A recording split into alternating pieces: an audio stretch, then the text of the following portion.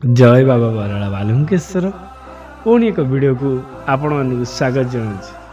आपण मैंने केमिति अछंती आशा करछि समस्ते भलर थिबे आ खुशी थिबे। प्रायतः भाई आ भौणी मानकर बहुत प्रकार प्रोब्लेम अच्छे। प्रोब्लेम टी कौन को भौणी मानकर प्रेम रे धोखा खाई जाइछन्ती जहा को सी जीवन टू अधिक भल पाउछन्ती। को भाई आ भौणी मानकर संतान टी हेउनी सी भी बहुत दुखरे अछन्ती। को भाई मानकर देह बहुत असुस्थ अच्छी सी भी बहुत दुखरे अछन्ती। क्यों भाई माने चाकरी आशारे बाबा पाखे जाई पहुँची।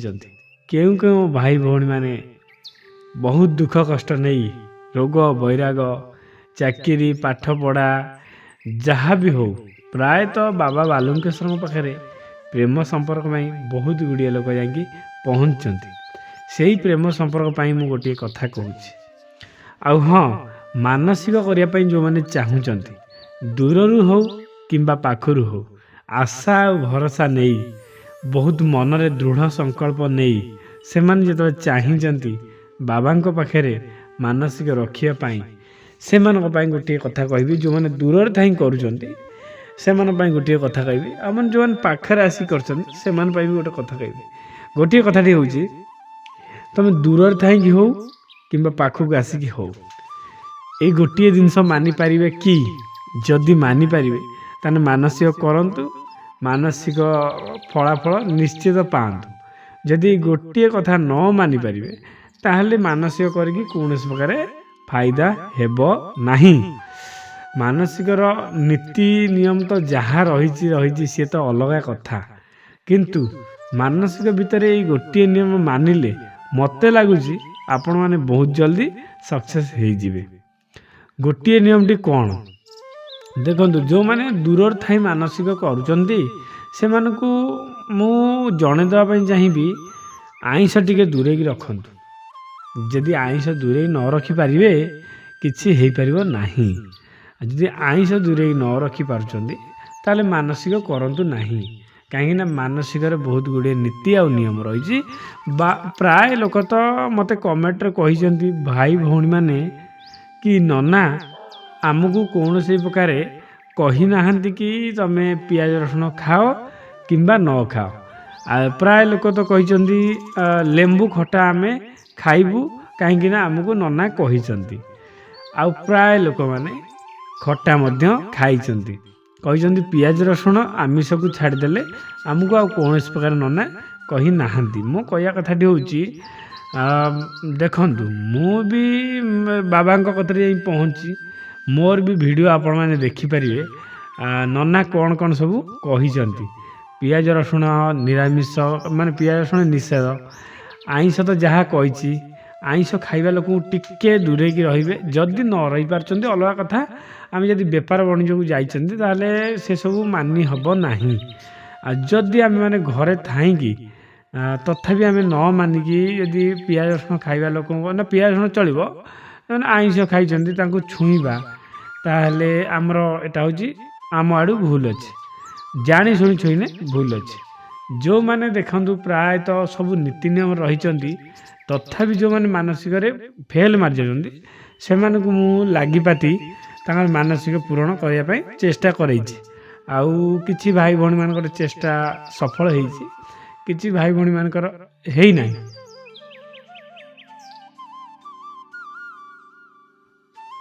मूषा ए घर चारिपट अछंती बहुत एक्सेस मूषा कटाकटी कर दियंती तार फार। जो मानकर हेइनी से मानकर तो मु लागिपाती करे दूची जो मानकर हो जाए तो बहुत बढ़िया कथा से कथा छाड़ू मु जो कथा कही से कथा मु कहूँ। प्रथम कथाटी हो देख मु जो जिनसटी कह मानिया से जिनसटी मानतु आमे जर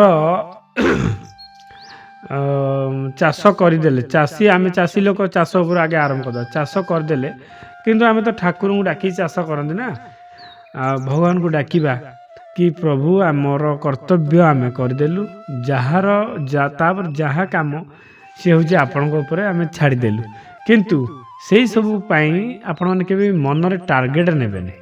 ଟାର୍ଗେଟ୍ ମାନେ କ'ଣ ବୁଝୁଛନ୍ତି ତ? ଧର ଆଜି ବସେଇଲେ 21 ଦିନ, ନନା କହୁଛନ୍ତି ପ୍ରାୟ ଭିଡ଼ିଓରେ ଅଛି, ନନା କହୁଛନ୍ତି 21 ଦିନ ଭିତରେ ପରଫେକ୍ଟ ହେଇଯିବ, ଆଉ 9 ଦିନରେ ସ୍ୱପ୍ନଦୋଷ ହେବ, 21 ଦିନ ଭିତରେ ପୁରା ମାନସିକ ପୂରଣ ହେଇଯିବ। କିନ୍ତୁ ମୋ ହିସାବରେ ତାଙ୍କ କଥାକୁ ଆମେ ଯଦି ଧ୍ୟାନ ନ ଦେଇ ଆମେ ଟାର୍ଗେଟ୍ କରିବା ନାହିଁ। ଟାର୍ଗେଟ୍ ବୋଲି କ'ଣ କହିଲ, ଆଜି ଆମେ ବସେଇଲେ 9 ଦିନରେ ସ୍ୱପ୍ନାଦେଶ ହେବ, 21 ଦିନ ଭିତରେ ସେ ଫେରି ଆସିବ, କିମ୍ବା ଆମର ଗୋଟେ ସନ୍ତାନଟେ ହେବ, କିମ୍ବା ଦେହ ପା ଯାହା ସବୁ ଅସୁବିଧା ହେଇଛି ସବୁ ଠିକ୍ ହେଇଯିବ। ଏଇ ଯେଉଁ ଟାର୍ଗେଟଟା ଆପଣମାନେ ନ ନେବା ଦରକାର। ଏଇଟା ହେଉଛି ମେନ୍ ପଏଣ୍ଟ, ଯେଉଁ ପଏଣ୍ଟଟାକୁ ମୁଁ ପ୍ରଥମରୁ କହିଲି। ଟାର୍ଗେଟ୍ ନେବେନି ଭାଇ ଆଉ ଭଉଣୀମାନେ, ଆପଣଙ୍କୁ ମୁଁ ଏତିକି କହି ରଖିବି, ଆମେ ଯେଉଁଥିପାଇଁ ମାନସିକ କରିବା ତା ପାଇଁ ଟାର୍ଗେଟ୍ ନେବାନି। ଟାର୍ଗେଟ୍ ମାନେ ଏଇଟା ଆମର ଆଶା ହେଇକି ରହିଲା। ଆଶା କେବେ ପୂରଣ ହୁଏନି, ଆପଣମାନେ ପ୍ରାୟ ଲୋକ ଜାଣିଛନ୍ତି। ଆଶା ସବୁବେଳେ ପାଇଁ ଆଶାରେ ରୁହେ, ବଡ଼ ବଡ଼ୁଆ କଥାରେ ରହିଛି, ଆଶାଟା ଆଶାରେ ରହିଗଲା। ସେଥିପାଇଁ ମୁଁ କହୁଛି, କେତେବେଳେ ବି ଆପଣମାନେ ମାନସିକ କରନ୍ତୁ କିମ୍ବା ସମ୍ବାଦିଆ ପୂଜା କରନ୍ତୁ। 7ଟା ସୋମବାର ପୂଜା କଲେ ବି ଆପଣମାନେ କେତେବେଳେ ବି ମାନସିକ ପାଇଁ ମନରେ ଚିନ୍ତା ଆଣିବେନି କି ମୋର ଏଇ ଯଥା ଜଲ୍ଦି ମୋର ସେ ଫୋନ୍ କରୁ, କିମ୍ବା ତାର ମୋର ଠିକ୍ ଠାକ୍ ହେଇଯାଉ, ସେ ମୋ ପାଖକୁ ଫେରି ଆସୁ, ମୋର ସନ୍ତାନଟି ହେଇଯାଉ, ପିଲାଟି ରହିଯାଉ, ଆଉ ଦେହ ପା ଠିକ୍ ହେଇଯାଉ। ଏଇସବୁ ଜିନିଷ ମାଇଣ୍ଡରେ ଆଣିବେ ନାହିଁ। ବାକି ରହିଲା ଜଳ ଅଭିଷେକ। ଜଳ ଅଭିଷେକ ପ୍ରାୟ ଭାଇ ଭଉଣୀମାନେ କରୁନାହାନ୍ତି। ପ୍ରଥମ ତ 21 ଦିନ ମାନସିକ କରିଦେଉଛନ୍ତି, ତାପରେ ଛାଡ଼ି ଦିଅନ୍ତି। ଧର ତାଙ୍କର ମାନସିକ ପୂରଣ ହେଉନି, ସେ ମାଇଣ୍ଡରେ ଆଣୁନାହାନ୍ତି କି ମାନସିକ ପୂରଣ ହେଲାନି, ମୁଁ ଆଉ କରିବିନି, ଏତେ ଟଙ୍କା ମୋ ପାଖରେ ନାହିଁ, ଆଉ ମାନସିକଟା ପୂରଣ ହେଇଥିଲେ ମୁଁ ନିଶ୍ଚିତ ଯାଇକି ପହଞ୍ଚିଥାନ୍ତି, ସବୁକିଛି କରିଥାନ୍ତି। ଏଇ ଯେଉଁ କଥାଟି ଆପଣମାନେ ଭାବିଛନ୍ତି, ଏଇଟା ଜଳ ଅଭିଷେକ ପାଇଁ ଧରିନିଅ 21 ଦିନ ତୁମ ପାଖରେ ପଇସା ନାହିଁ, ଆପଣମାନେ 21 ଦିନ ଯାଉ, 30 ଦିନ ହେଉ, 10 ଦିନ ଗଡ଼ିଯାଉ, କିଛି ଅସୁବିଧା ନାହିଁ, କିନ୍ତୁ ପଇସା ଯୋଗାଡ଼ କରି ଜଳ ଅଭିଷେକଟା କରିଦେବେ। ଜଳ ଅଭିଷେକଟା କଲେ ଦେଖ, ସକାଳେ ଠାକୁରଙ୍କୁ ଖାଇବାକୁ ଦେବା, ଖାଇବାକୁ ଦେଲା ପରେ ତାଙ୍କୁ ଜଳ ଦେଲେ ସେ ଖୁସି ହୁଅନ୍ତି। ଆଉ ଯେହେତୁ ତୁମ ଘରକୁ ଗୋଟେ ବନ୍ଧୁ ଆସିଥିବେ, ଆଉ ତାଙ୍କୁ ଯଦି ତୁମେ ଖାଇବାକୁ ନ ଦେବ, କିମ୍ବା ଖାଇବାକୁ ଦେଲା ପରେ ପାଣି ଦେବନି, ତାଙ୍କ ମନଟା କ'ଣ ହେବ, ସାଲା ପାଣି ନାହିଁ ଆମେ ଖାଇବାକୁ ଆସିଛୁ, ଏମିତି ଯେଉଁ କଥା କହିବେ, ଏଇଟା ହେଉଛି ଟିକେ ଭୁଲ କଥା। ଆଉ ଆପଣମାନେ ଖାଇବାକୁ ଦେବେ, ତାପରେ ପାଣି ବି ଦେବେ। ପାଣି ଦେଲେ ତାଙ୍କ ମନଟା ବହୁତ ବହୁତ ଖୁସି ହେବ, ଆପଣଙ୍କ ଉପରେ ସନ୍ତୁଷ୍ଟ ହେଇଯିବେ। ଏତିକି ହେଉଛି ଆଜିର କଥା। ଆଉ ମେନ୍ କଥାଟି ଯେଉଁଟା କହୁଥିଲି, ଏଇ ଗୋଟିଏ ଜିନିଷକୁ ମାନିକି ଚାଲନ୍ତୁ, ଦୂରରେ ହେଉ କିମ୍ବା ପାଖରେ ହେଉ, ଜଳ ଅଭିଷେକଟି ପୁରା କରିବେ। 21 ଦିନରେ ଜଳ ଅଭିଷେକଟି କରିବେ। ଜଳ ଅଭିଷେକଟି ନ କଲେ ମାନସିକଟା ଅଧାରେ ହିଁ ରହିଲା, ହେଲା କି?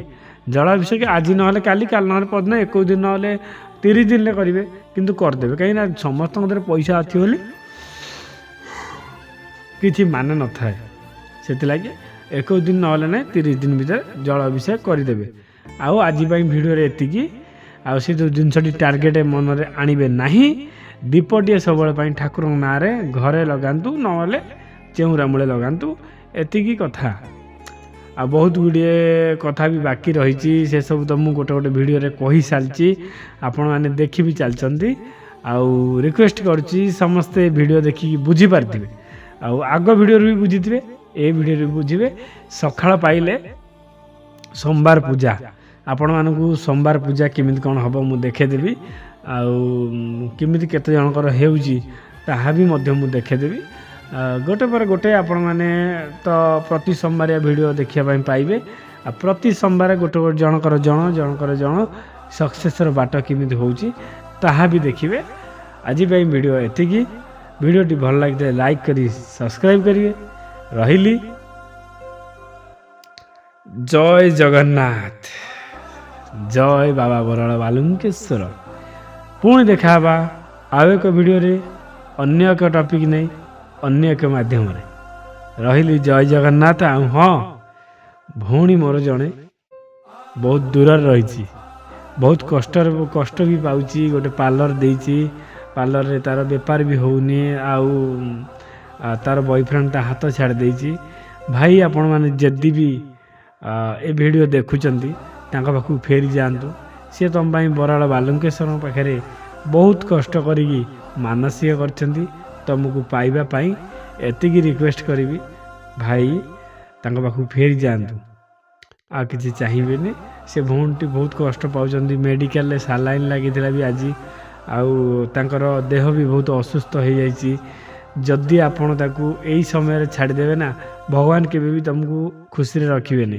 କାହିଁକି ନା ଯଦି ଗୋଟେ ଝିଅର ଜୀବନକୁ ନଷ୍ଟ କରିକି ଆମେ ଆଉ ଏକ ଝିଅକୁ ଆଣିବାକୁ ଚେଷ୍ଟା କରିବା ନା, ସେ ଝିଅଟା ତୁମ ଜୀବନକୁ ନଷ୍ଟ କରିଦେବ। କାହିଁକି ନା ଭଗବାନ ଉଦ୍ଧାରକୁ ବଦଳ କରିଦିଅନ୍ତି, ଆପଣଙ୍କର ବି ସେମିତି ହେବ। ଆଉ ଅଧିକ ମୁଁ ଚାହିଁବିନି, ରିକ୍ୱେଷ୍ଟ କରୁଛି ଆପଣମାନେ ସମସ୍ତେ ଭଲରେ ରୁହନ୍ତୁ। ଭାଇ ତାଙ୍କ ପାଖକୁ ଫେରି ଯାଆନ୍ତୁ, ସେ ଭଉଣୀଙ୍କ ପାଖକୁ। ସେ ଭଉଣୀ ବହୁତ କଷ୍ଟ କରିଛନ୍ତି ତୁମ ପାଇଁ, ଗୋଟେ ପାର୍ଲର କରି ବେପାର ନାହିଁ, ଯାହା ଯେମିତି କଷ୍ଟମଷ୍ଟ କରି ମାନସିକ କରି ତୁମ ପାଇଁ ଦୀପଟିଏ ଜାଳୁଛନ୍ତି। ତୁମେ କେମିତି ଫେରି ଆସ, ତୁମ ଫେରିବା ବାଟକୁ ସେ ଚାହିଁକି ରହିଛନ୍ତି। ଆଶା କରୁଛି ଏ ଭାଇଟି ମୋ କଥା ଶୁଣି ନିଶ୍ଚିତ ରୂପେ ବୁଝି ସାରିଥିବେ ସେ ଭଉଣୀର ଭଲ ପାଇବା କେତେ। ରହିଲି, ଜୟ ଜଗନ୍ନାଥ, ଜୟ ବାବା ବରାଳ ବାଲୁଙ୍କେଶ୍ୱର।